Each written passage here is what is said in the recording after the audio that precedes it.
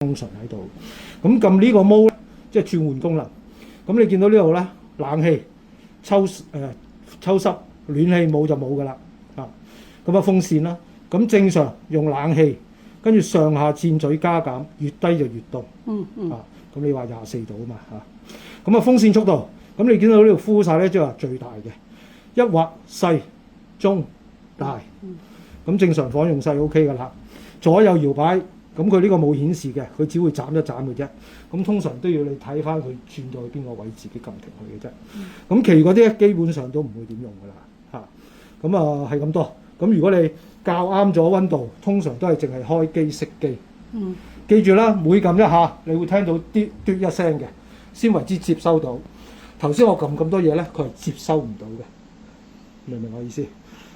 接收唔到會點？我成日都接收唔到嘅話咧，咁佢唔會改變啦。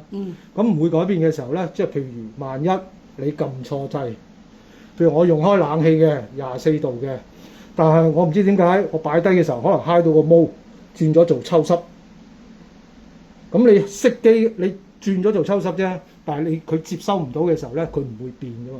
咁你可能一路都係用緊冷氣，但係當你再熄機再開嘅時候咧，佢就會跟翻你最嬲尾嗰個 screen 用緊啲咩 function。咁咧就會變咗做抽濕啦。咁所以咧有陣時咧，你突然間第二次開機嘅時候，好似唔同咗喎，冇冷氣喎。咁你就睇翻個 screen 用緊啲乜嘢。所以你一定要識睇呢個。因為有機會你會撳錯掣咁啊！咁記住啦，再撳錯嘅，咁你咪 set 翻去咯。記住，你要聽到嘟一聲，每撳一下你會聽到嘟一聲嘅。OK，會練習啊！嗰個都用咗2年都唔識。